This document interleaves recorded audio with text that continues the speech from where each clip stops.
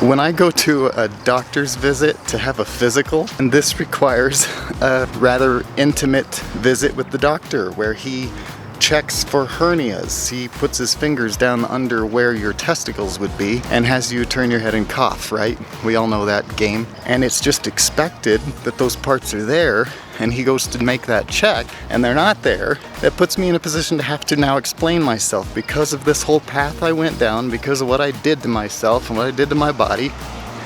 And so here we are.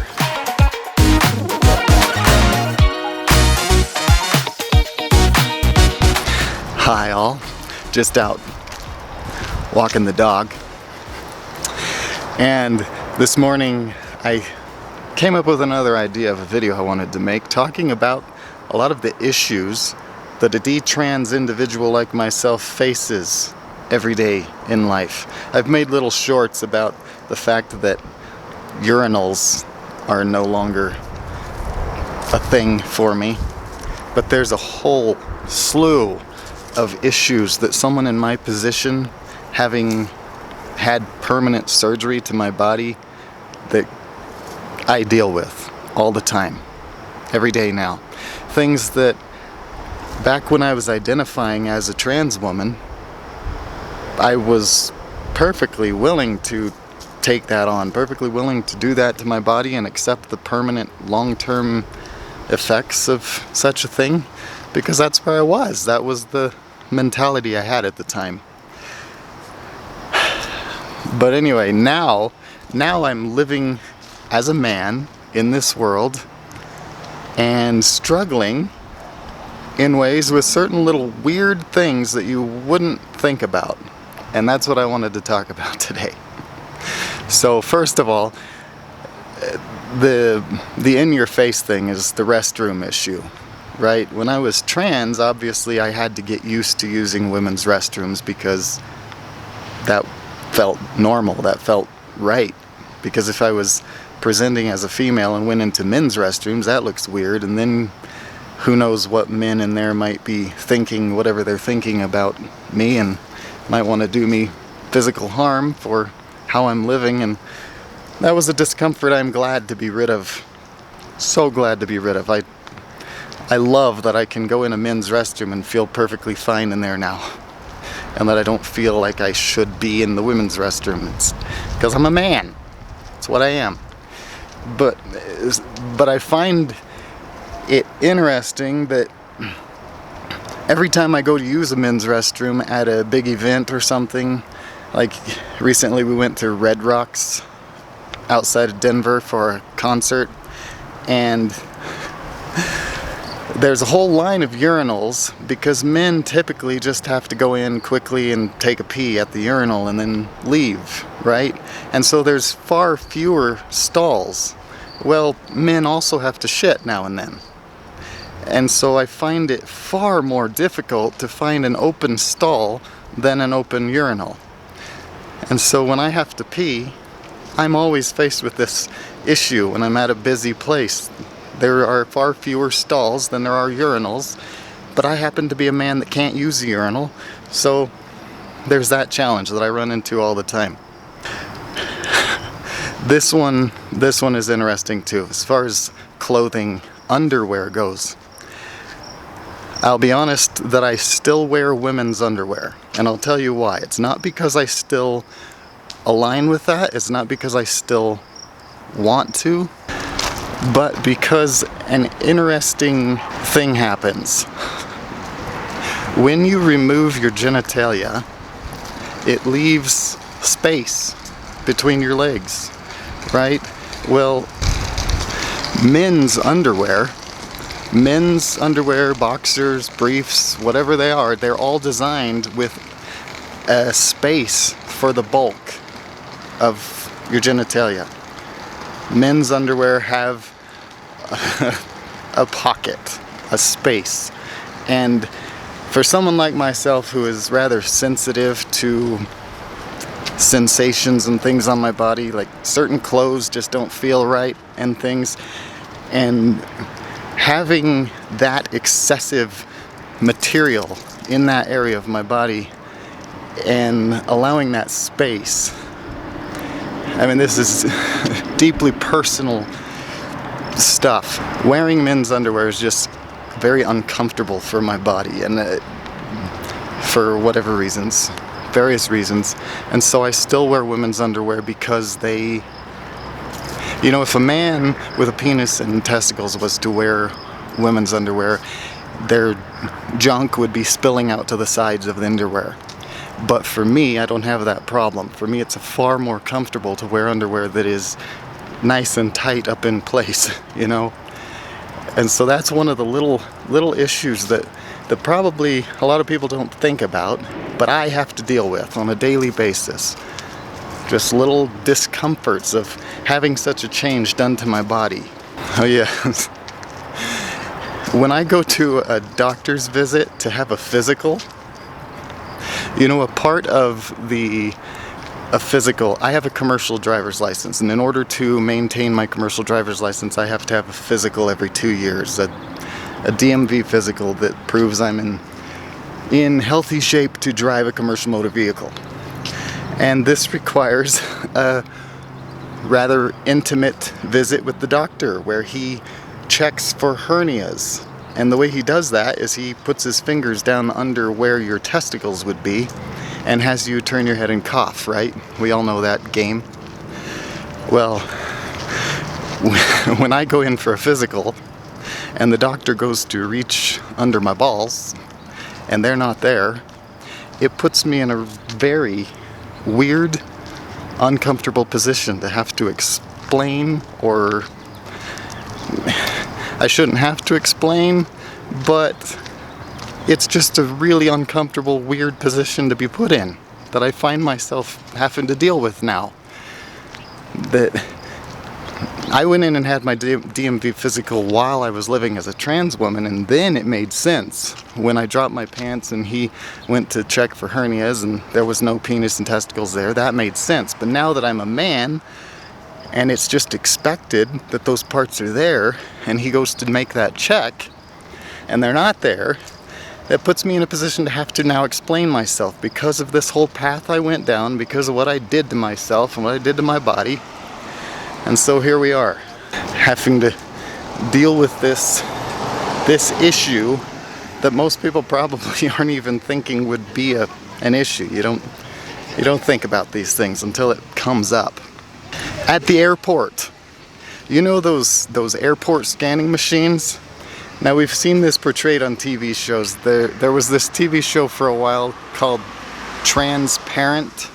It was about this family whose father transitioned to be a woman, and the show did a pretty good job of showing all the issues that come along with someone transitioning. And one of the issues they portrayed was when this trans woman went through the airport security, and the scanning machine detected a groin anomaly. That's better. Got away from the noise outside. Airport security, it makes sense if you're living as a woman and dressed as a woman and you go through the scanner and it detects a bulk between your legs. That makes sense that they would detect that as a groin anomaly, and they'd need to do a pat down in case it's a gun or something that you're storing in your vagina or whatever, right? But in my case now, I'm a man and I go through those airport security scanners, and almost every single time it puts a yellow square right on my crotch and detects an anomaly. For some reason, the airport scanner detects a lack of a penis as a problem, as a potential security threat. And so every time I go through the airport and I have to go through one of those scanners where you put your arms up and spread your legs wide, I have to get a pat down. Almost every time. Now, as a man, I had to as a trans woman all the time because it detected an issue there until I had the surgery, and then it's there for a while, it wouldn't detect an issue.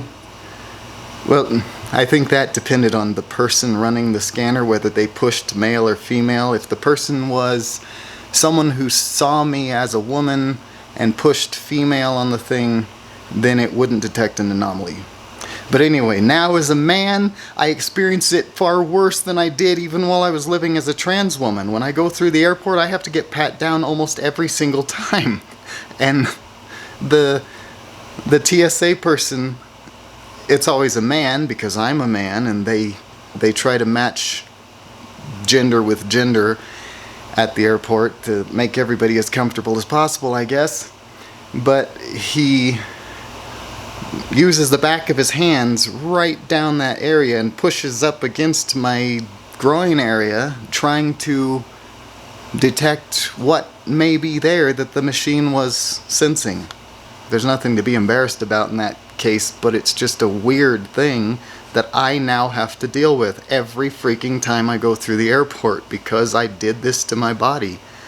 I had surgery to my body to remove those parts that the machine is expecting to be there, and because they're not there, I get a pat down every time now.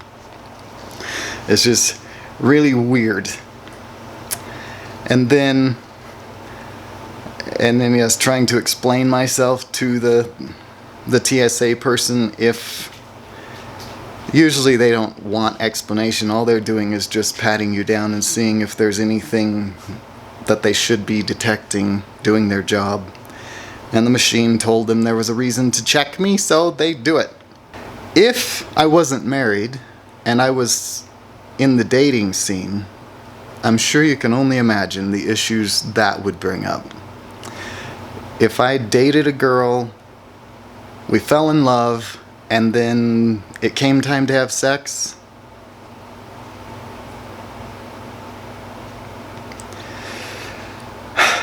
I don't think that's something that most women would be like, oh, I don't care you have a penis, let's go for it anyway. That's part of two humans connecting, is having the right parts to make it work. And most women in this world, I would assume, when they found out that you didn't have a penis, would probably be taken aback quite seriously and would probably call the relationship off. And I wouldn't judge them for doing so.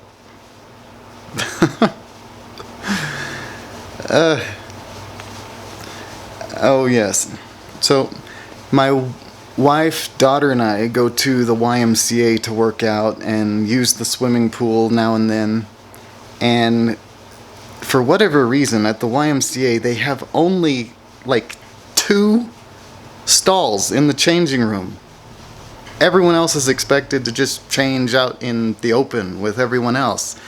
Well, I don't have a penis and testicles, so when I go to change in a public changing room like the YMCA,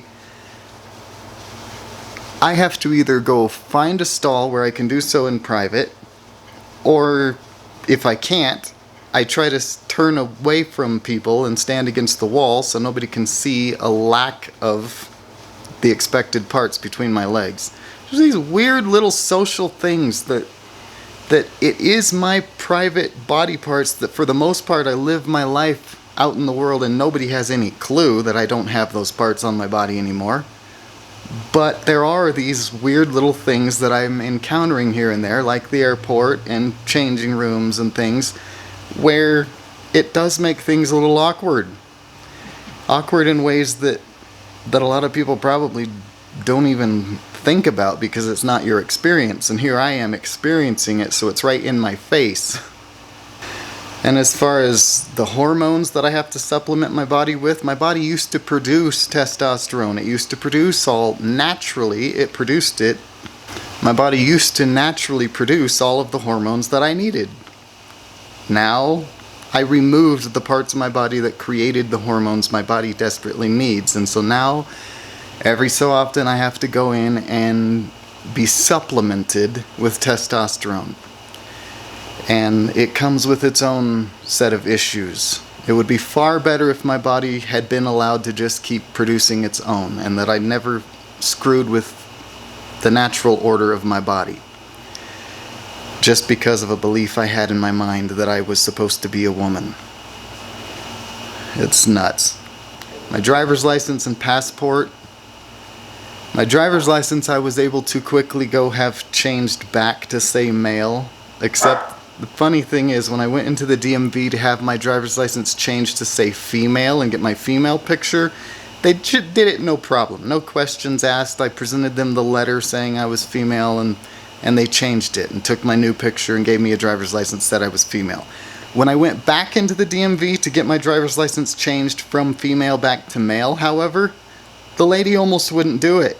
She questioned whether she could do it without a letter stating that I had gone through therapy and things to identify as a male. And I'm like, okay, I was born male. I'm pretty sure you can tell that. I never passed as a female as it was. So now here I am presenting as a man. I was born a man, and I'm trying to get my driver's license to identify what I was born as, and she didn't want to do it without a letter saying that I was trans. So that was an interesting thing, trying to get my driver's license back. I still haven't got my passport changed, because you can do that really easy. To change your gender on your passport, believe it or not, does not require any kind of letter anymore. The passport office will change your gender on your passport just from your own word. All you have to do is fill out a form saying this is what you identify, and bam, you get a passport with your new gender on it. And so that should be fairly easy to get that changed back to male. I don't know what issues I might run into there. Guess we'll find out. Recently I went to this men's rites of passage retreat, trying to connect more with what it means to be a man and being around other men and things, because I grew up most of my life not identifying with being a man, and here I am living as a man now. I felt like that would do me some good. But part of this retreat, they did this thing where one of the men was asked to be completely naked for this ritual that they were doing. And I had myself taken part in one of the other rituals that did not involve being naked, but when I saw this one, I couldn't help but sit there contemplating what would have happened had they asked me to be in that position. I mean, knowing my condition, knowing that I don't have the genitalia that would have represented a naked man, I would have not taken part in that part. But it's just one of those things that's something that's not available to me. I don't have available to me to take part in a ritual where you need your male genitalia visible, because I don't have any. And it's just one of those weird little situations where I'm sitting there realizing this and thinking, oh wow, that's something that I hadn't even thought about being an issue, that the lack of my penis and testicles would cause an issue in a situation like that. Another thing I have to wonder about is, while I was living as a trans woman, I was scared to death to travel to other countries. My wife kept mentioning that she wanted to go to Spain and things, and the first thing that would come to my mind is, am I going to be safe there as a trans woman?